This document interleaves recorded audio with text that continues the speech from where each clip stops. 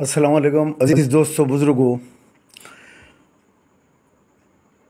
WP number 32931 of 2023 मैंने high court के अंदर एक रिट पिटीशन दाखिल की थी पुलिस जुल्म के ख़िलाफ़।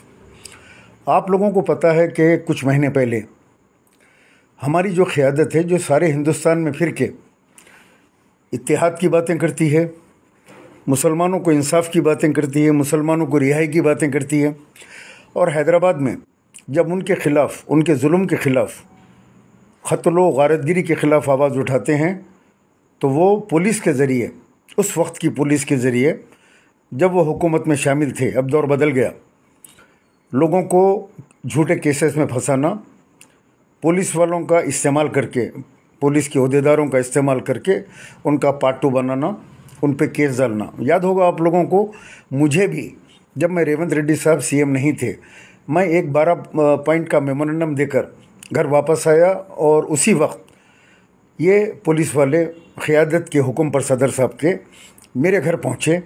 मुझे बिना किसी नोटिस के ऑटो रिक्शा में बिठाकर जो है बगैर कपड़े पहने बनियन के ऊपर मुझे इलीगल डिटेंशन करके ले गए। मैंने उसी वक्त यानी 21 तारीख को, 21 अगस्त को मैंने एक रिट पिटीशन हाई कोर्ट में जस्टिस CV भास्कर रेड्डी साहब के पास दाखिल की और इंसाफ की गुहार लगाई। मेरे एडवोकेट थे सोमा श्रीनाथ रेड्डी साहब। उन्होंने इसकी पैरवी की। पहली पेशी के ऊपर जज साहब ने बड़ा सख्त अल्फाज में कहा कि सारे CCTV फुटेज जिसमें मुझे गिरफ़्तार किया गया, पकड़ के ऑटो में ले गया, उसको आप जो है हिफाजत से रखिए, सारे रिकॉर्ड को छेड़छाड़ ना करें और आप काउंटर दाखिल करें।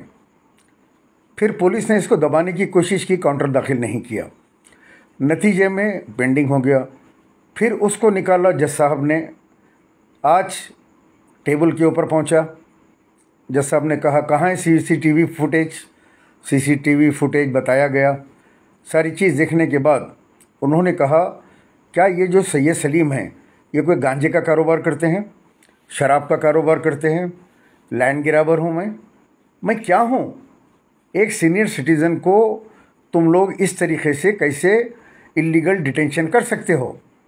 उन्होंने फौरी कमिश्नर ऑफ पुलिस हैदराबाद को ऑर्डर्स इशू करे, सख्त ऑर्डर दिए कि फौरी ये तमाम चीज़ों की इंक्वायरी, इन्वेस्टिगेशन करके हाई कोर्ट के अंदर रिपोर्ट सबमिट करें कि आपने क्या एक्शन लिया है इन पुलिस वालों के ख़िलाफ़ जो क़ानून को इन लोगों ने बदनाम किया। लिहाजा मुझे उम्मीद है नए कमिश्नर ऑफ पुलिस से कि पहले के कमिश्नर ऑफ पुलिस तो खामोश बैठ गए थे इस मामले में, इंसाफ दिलाने की बात की ज़रूर मुझसे, लेकिन वो फिर खामोश हो गए। अब आपके ऊपर जिम्मेदारी है कि पुलिस के जो पुराने शहर के अंदर ख़ास तौर से पुलिस का डर और खौफ जो आवाम में बैठा हुआ है, जो क़यादत, यहाँ के जो भी लोग हैं, ज़िम्मेदार लोग जो जुल्म करते हैं, उस जुल्म के से जो डरे हुए लोग हैं उनके दिलों से पुलिस का खौफ निकले कि पुलिस भी ईमानदारी से काम करती है।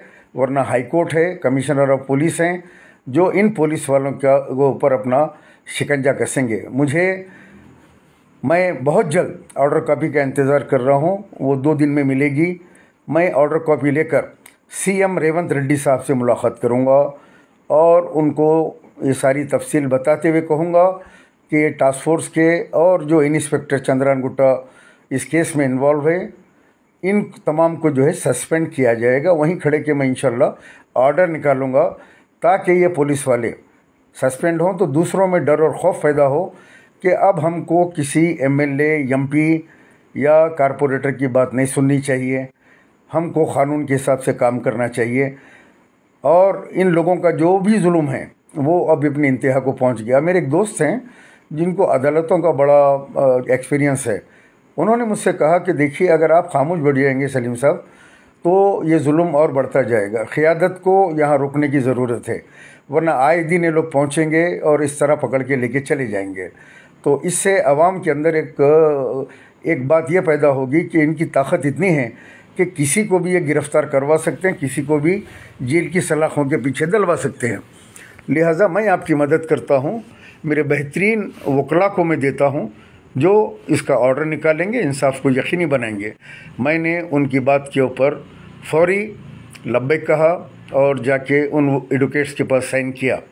नतीजा निकला कि आज उसका जो है ऑर्डर निकला। अब मैं आवाम से कहूँगा, आप लोग भी क़यादत से डरने घबराने की ज़रूरत नहीं है। अब उनका वक्त पूरा हो चुका। अब उनके गुरकों का टाइम आ रहा है, बहुत जल्द आएगा कि वो और उनके गुरके जहाँ कहीं भी गुंडागर्दी करेंगे, लैंड ग्रैबिंग करेंगे, जहाँ कहीं भी क़ानून को हाथ में लेंगे, वो जेल की सलाखों के पीछे क़ानून के जो है शिकंजे के अंदर रहेंगे। ये मैं आपसे वादा करता हूँ। आप लोग भी खुल के मुखालिफत कीजिए गुंडागर्दी के ख़िलाफ़, और डरने घबराने की ज़रूरत नहीं है। मुझे देखिए, इस उम्र में मैं बराबर हक़ की बात करता हूँ और लड़ता हूँ, और अल्लाह सुब्हानहू व तआला बराबर इंसाफ करने वाले हैं। आज इंसाफ मिला हमको।